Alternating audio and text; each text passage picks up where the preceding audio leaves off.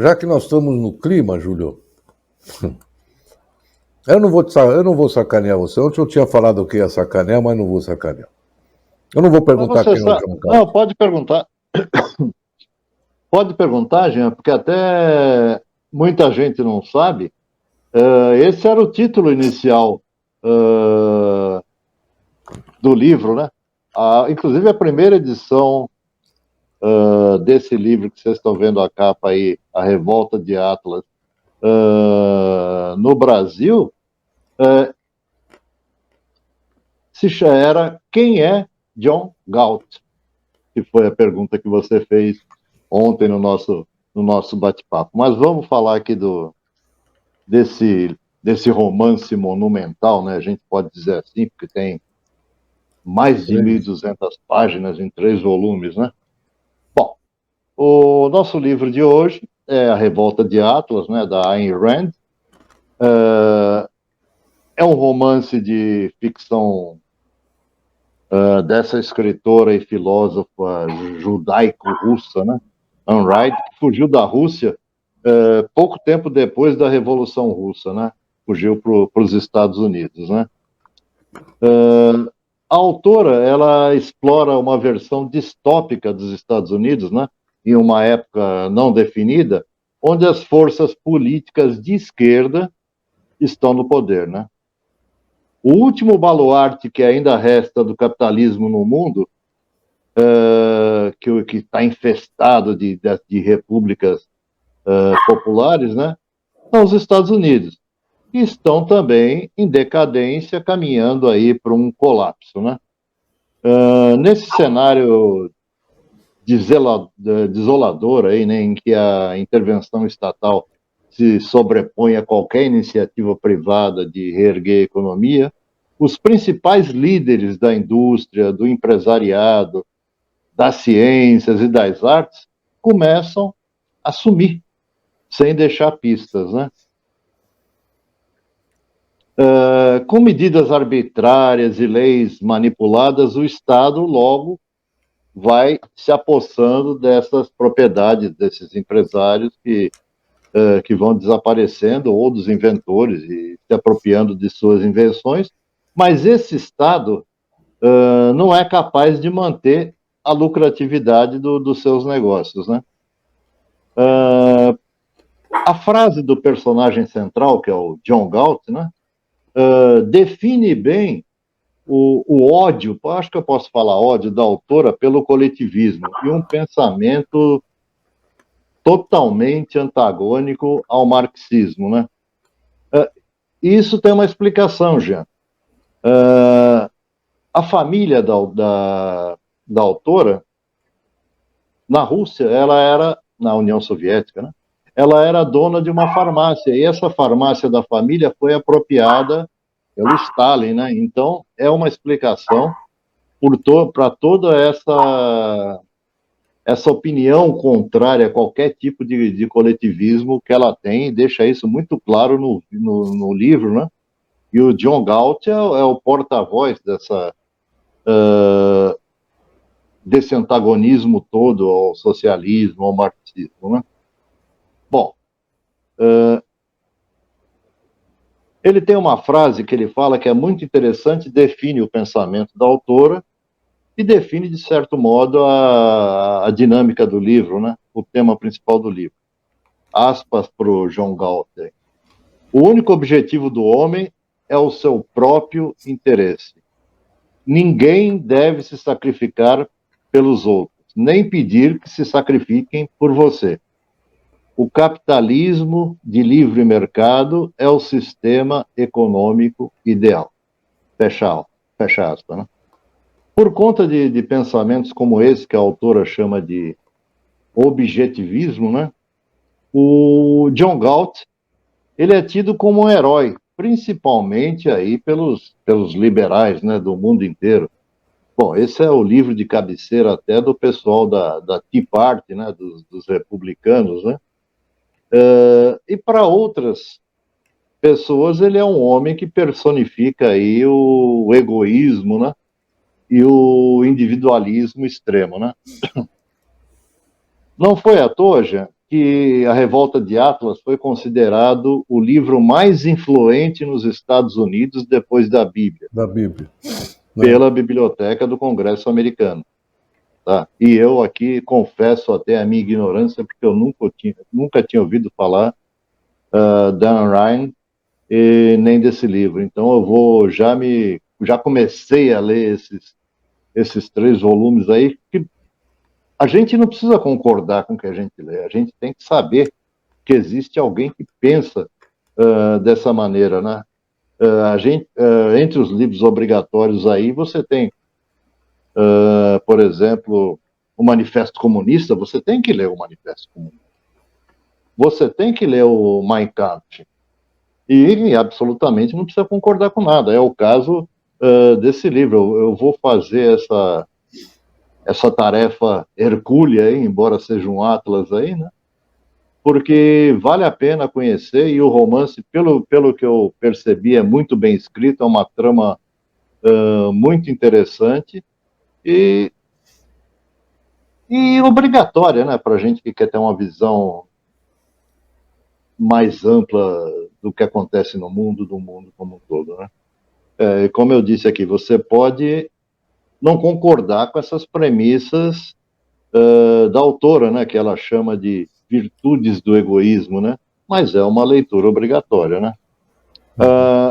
Aqui no Brasil, a obra foi editada pela editora Arqueiro, né, em 3 volumes, também, como eu falei no começo, perto aí de 1.200 páginas. Mas o livro, eu também não sabia, Jean, ele tem uma adaptação cinematográfica, tá? Também em 3 partes, né? Que estão disponíveis no YouTube. Então, vale a pena a leitura. Quem for mais preguiçoso pode tentar ver os filmes. Eu não sei se o filme é fiel à estrutura do romance, mas é interessante a gente saber, porque você lembra, na época da pandemia, né, começaram a aparecer aqueles outdoors, né? Quem é John Galt? Quem é John Galt? E quer dizer, aquilo lá não teve efeito nenhum. Aliás, foi um dirigente do Novo, lá em Vitória, no Espírito Santo, que bancou esses outdoors, né? Deve ser um cara que não tem a menor noção quer dizer, o brasileiro não conhece nem Quincas Borba do Machado de Assis, vai conhecer o John Galt? Eu mesmo não conhecia, e só fiquei conhecendo porque eu fui atrás para saber quem é esse cidadão, né, esse John Galt aí. Mas é uma das figuras marcantes da literatura mundial, e, como eu disse, naquele nosso papo informal antes do programa, né, para nossa sorte, os bolsonaristas não gostam de ler e nem tem versão para colorir, né, da Revolta de Atlas, porque senão seria o livro de cabeceira deles, não tenha dúvida nenhuma, como era do Trump, né? Cabe lembrar aqui. Né? Exatamente. Mas eu até anotei aqui um pedaço que você já comentou aí, Júlia, sobre o livro, que nos Estados Unidos ele é best-seller há mais de 50 anos. Sim, o livro é de 57. Tem mais de 11 milhões de exemplares vendidos no mundo inteiro. No mundo inteiro. Aí realmente você falou, né? Quem é o John Galt, aqui na primeira edição, em 1980, o livro chamava Quem é John Galt. Que ele era o livro é um desafio, vou ler aqui, desafia algumas das crenças mais arraigadas da sociedade atual. A mensagem transformadora conquistou uma legião de leitores, cada indivíduo é responsável por suas ações, por buscar a felicidade e a liberdade com valores supremos.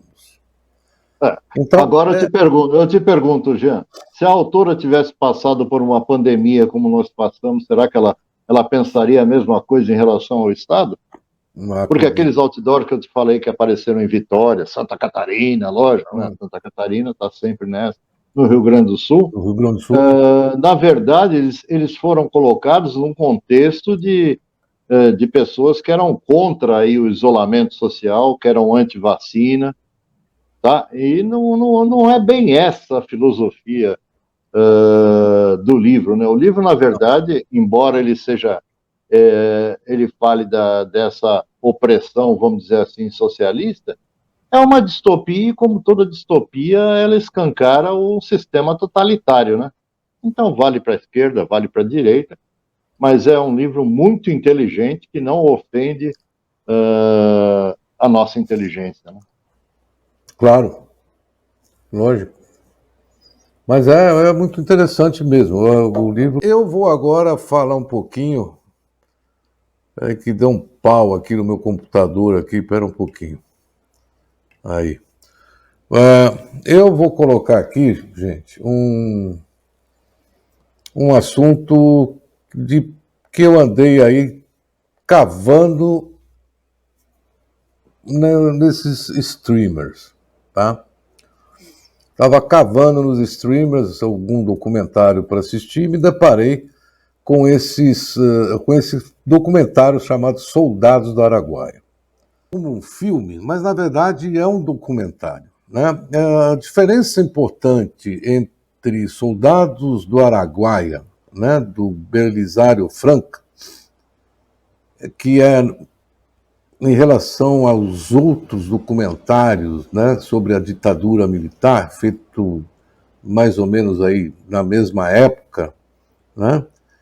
Na verdade, esse documentário ele trata, né, de entrevistas com um grupo de 8 homens, ex-soldados recrutados na região norte do país, que atuaram no combate à guerrilha do Araguaia durante 6 anos. E hoje está fazendo 50 anos, aí, 1972, 74, 70, foi a época que começou a guerrilha, né? Mas esses recrutas, e todos os recrutas que foram combater lá no Araguaia, eles foram alvos da brutalidade dos militares. E pior, eles também testemunharam como os militares exterminaram diversos dos guerrilheiros que lá estavam. E causou a esses militares assim até problemas psicológicos bastante graves. É um programa, é um documentário bastante interessante, merece a atenção e o cuidado. Não quero dar muito spoiler aqui, mas ele traz um relato muito fiel quando entrevista esses homens que estiveram lá na batalha. E o pior de tudo, que eles foram simplesmente dispensados pelo Exército. O Exército não reconhece o serviço que eles fizeram. Aliás, o Exército fala que nunca houve guerrilha da Araguaia para eles. E eles estão buscando lá os direitos que eles têm até de tratamento psicológico e médico, né? Só para encerrar o meu comentário sobre esse documentário, o filme até termina com uma breve descrição, mostrando que as Forças Armadas brasileiras usaram 4.000 homens para caçar 79 guerrilheiros na Amazônia. Entendeu? E que houveram barbaridades enormes ali dentro. Vale a pena vocês escutarem os relatos destes recrutas, soldados que hoje são senhores, né, que estiveram lá presentes, e vocês entenderem o que foi feito pelo Exército Brasileiro, não só com relação aos guerrilheiros, mas com relação também aos recrutas que lá estavam trabalhando a favor do Exército. Tá bom? Esse era o comentário do meu Jean, filme. olha que interessante o que você falou aí. Eu não sabia, por exemplo, que esses soldados que atuaram naquela região do Araguaia não tem nenhuma cobertura em termos de benefício social por parte do governo. E isso me remete, assim, imediatamente ao caso de Canudos, né? Você veja que todos aqueles soldados que também uma quantidade grande, um contingente grande que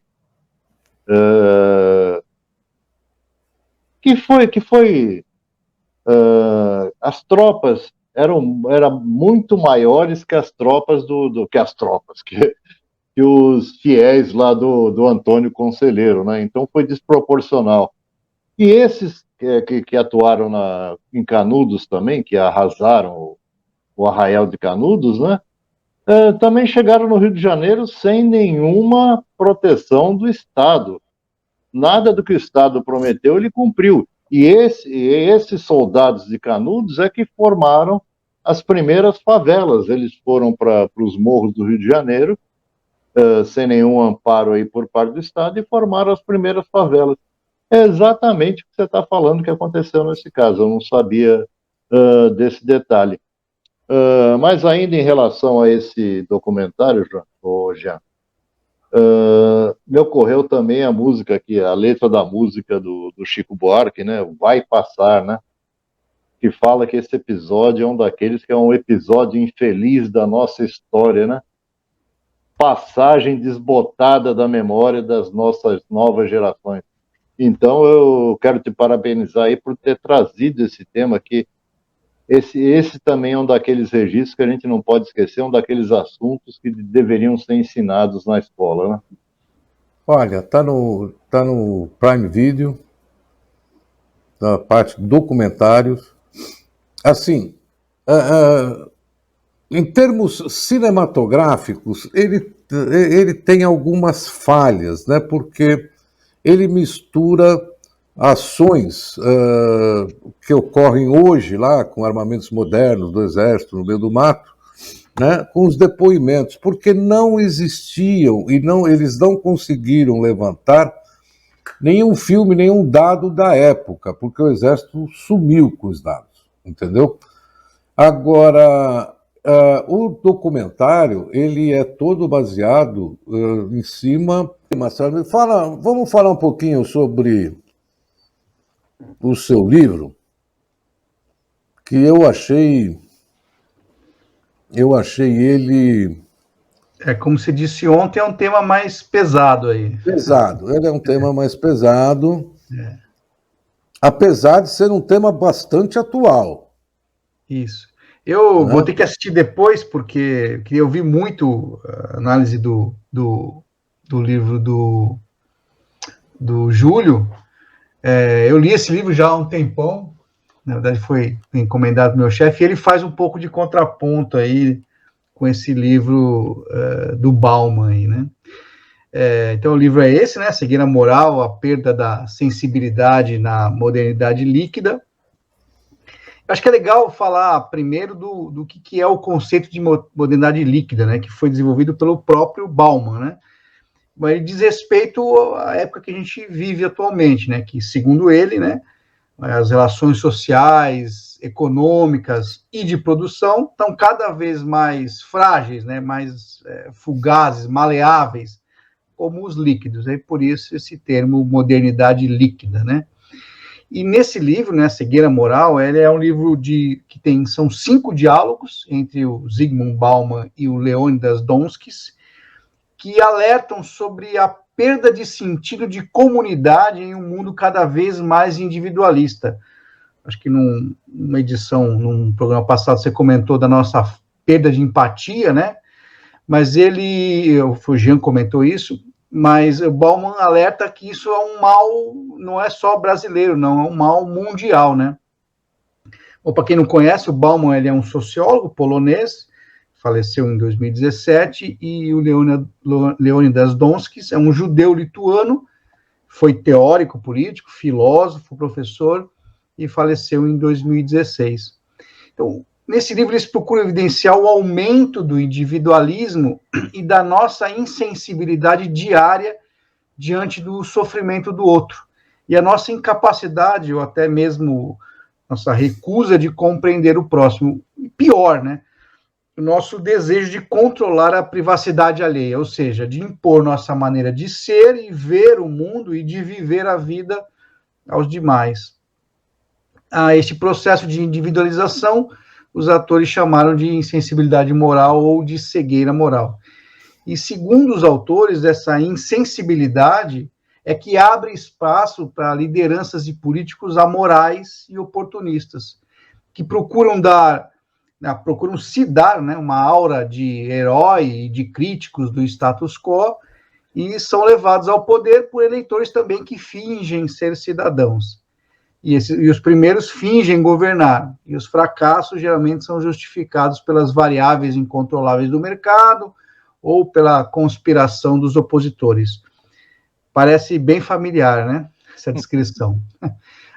Bauman e Donskis alertam também sobre o uso do ufanismo, né, nesses períodos, e para a diferença entre patriotismo, que segundo eles é o senso de pertencimento e defesa do país, e o crescente nacionalismo, né, mais ofensivo e agressivo. Então, esse último é marcado pelos discursos, sempre anunciando o caos, estimulando medos e o ódio, seja a imigrantes ou a opositores, os quais, segundo esses, acabariam com a identidade e a economia nacional. Então, assim, se os autores estiverem corretos, nossas crises econômicas, né, e de liderança seriam, então, só consequências. E nossa crise é, na raiz, uma crise de princípios, né, uma crise de arrogância política, uma crise na qual somos indiferentes ao outro, uma crise de individualismo. É isso aí, Jean. Um dos comentários que eu andei lendo sobre o livro, eu achei bastante interessante, até anotei aqui, sabe, Marcelo? Que o cara fala o seguinte: esse livro não é um livro sobre uma sociedade, mas sim para uma sociedade. Isso. Eu acabei de ler semana passada esse livro. Acabei de ler semana passada. Marcelo, eu queria só lembrar, para facilitar a compreensão, que esse conceito de modernidade líquida, né, desse esgarçamento, né, das relações, sim, ele aparece lá no final do século XIX, no Manifesto do Partido Comunista.